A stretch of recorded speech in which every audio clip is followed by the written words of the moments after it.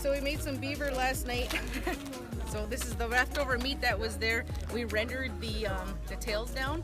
So all the fat and stuff we got for that, we mixed it in with the masa that we got up here. So it's the fat from that and some of the beaver meat and the corn, and then that's it. So we're just folding them now. This is what we call leaf bread. Southwest they call them tamales, but you know, for us it's leaf bread.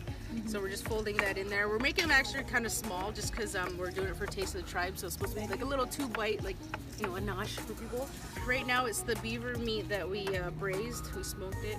Oh, actually no, it was all done in the smoker. So it was smoked with this really really strong marinade, and then we made fresh masa out of Tuscarora white corn.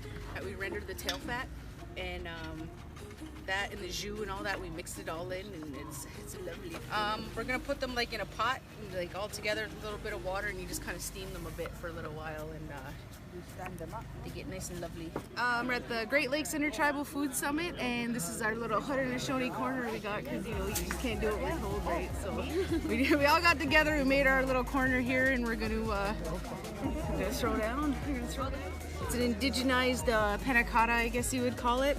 It's hazelnut milk. So we made the hazelnut milk and we blended up some wild rice with it.